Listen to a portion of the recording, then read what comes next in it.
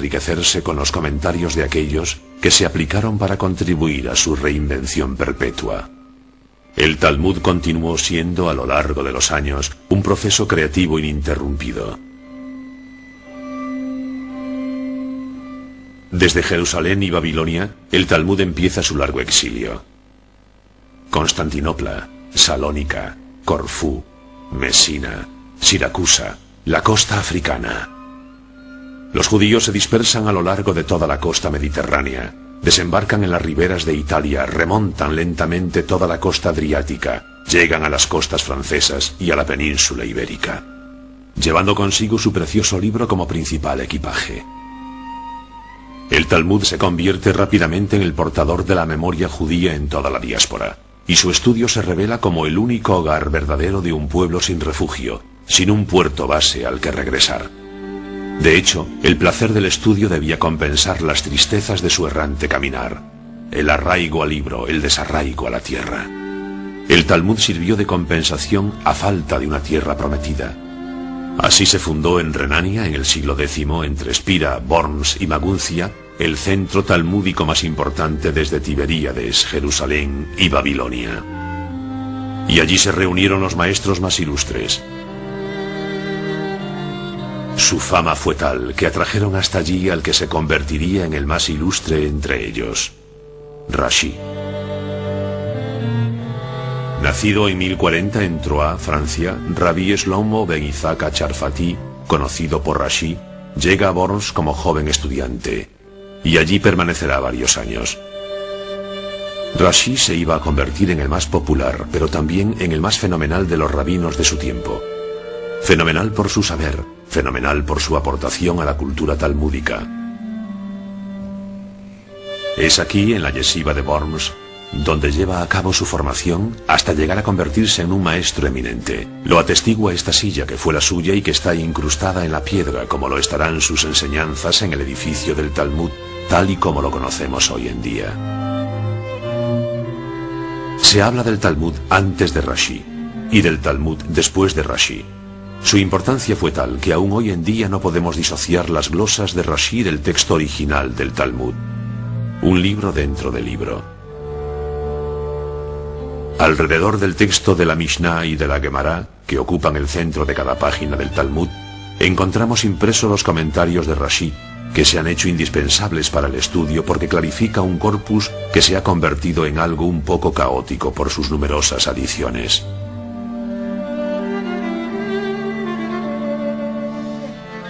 Rashi, el niño prodigio, reconocido por los sabios judíos y no judíos de su tiempo por su inmensa erudición, contribuyó al reconocimiento del espíritu de universalidad del Talmud. Fue en Troyes, en Champagne, donde ya envejecido emprende su obra. Funda una escuela que hará historia. Sus discípulos desarrollarán el comentario talmúdico hasta tal punto que incluso hoy es necesario referirse a ellos en el estudio. Con Rashi el Talmud, ya atemporal de por sí, se hizo universal. Pero imaginémonos que fuese de noche, como dice Rashi. Entonces el blanco puede ver que está blanco, pero el negro lo tendría más difícil. Pero si el negro no se ve, podrá concluir acertadamente que está negro. Sí, pero el blanco también. ¿Eso qué quiere decir? Que no hace falta que amanezca para que se vaya a lavar. Eso fue justamente lo que dijo Rashi. ¿Tú crees? ¿En serio? No.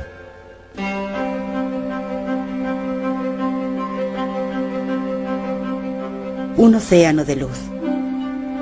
Si la Torá refleja la luz divina, el Talmud canaliza esa luz y la hace suya. Como el mar hace suyo el fuego del sol. Sumergirse en el Talmud es por tanto controlar la fuerza del fuego divino. Pero eso no implica necesariamente escapar del fuego que devora el mundo. Durante el año 1240, Nicolas Donen, un judío francés convertido al catolicismo como dominicano, presenta una denuncia al Papa Gregorio IX por los errores y las falsificaciones que él atribuía al Talmud. Según él, este contenía blasfemias contra Cristo, la Virgen María, los ángeles y los santos de la Iglesia. Gregorio IX, que en esa época acababa de establecer las reglas de la Inquisición pontifical, estima que es su deber perseguir a los herejes.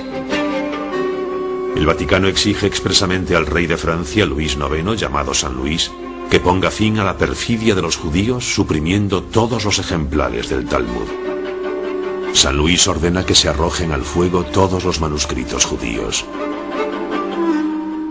La quema del Talmud tuvo lugar en 1244 en París. Fue seguida de muchos otros años de aplicación de la legislación real. El Talmud será condenado solemnemente el 15 de mayo de 1248 como una blasfema obra del diablo. La represión fue tan violenta que eso puso fin al talmudismo francés. Y así el Talmud retoma su vagar, llegando esta vez hasta España. Desde el siglo IX, fecha del declive de Babilonia, España es musulmana. Sin embargo, no hay ni una sola de sus grandes ciudades que no aloje a algún talmudista eminente. Córdoba, Toledo, Sevilla, Barcelona, Granada. Los judíos residían allí en una tranquilidad perfecta, estudiando el Talmud y prosperando en la vida. Como atestigua la Catedral de Córdoba, construida en el corazón de la antigua mezquita, la Andalucía de esta época sigue erigiéndose como un símbolo de la concordia entre las comunidades. En esos tiempos musulmanes, cristianos y judíos convivían sin problemas. A la sombra de la mezquita, a la sombra de la iglesia, en los callejones de la judería, en el centro de la comunidad talmúdica, aparece una nueva luz.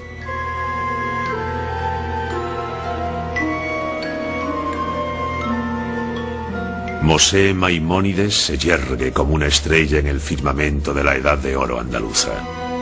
Nacido en Córdoba en 1135, se convirtió en la mayor figura intelectual del judaísmo medieval español.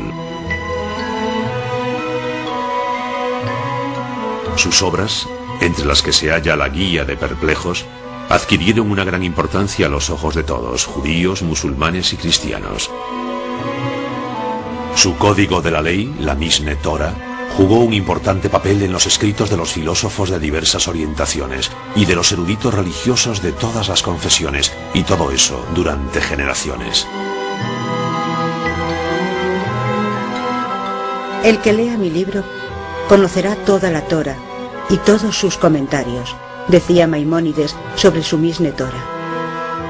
Tanto Rashi en Francia como Maimónides en España se vieron empujados por la misma preocupación de la universalidad. Los dos deseaban que el Talmud saliera de la sinagoga para ponerlo a disposición de todo el mundo.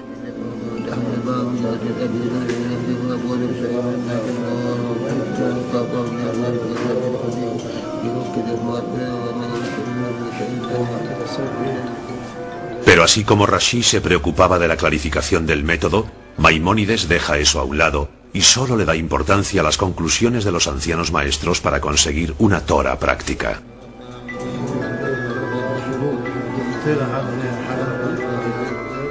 Mi objetivo es ser tan conciso como completo, dice Maimónides, para que el lector pueda verse directamente orientado sobre todo lo que el Talmud ha instituido y confirmado, sin tener que pasar por todas las discusiones de los sabios que podrían perturbarle el razonamiento.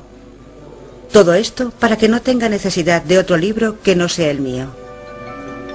Astrónomo, matemático, botánico, médico de Saladino, Maimónides pasa su vida aconsejando tanto a los grandes de su tiempo como a los más humildes. Gracias a su talento consigue revelar a los ojos del mundo hasta qué punto la ciencia talmúdica podía ser universal. Sus restos reposan en Tiberíades, justo donde nació el Talmud.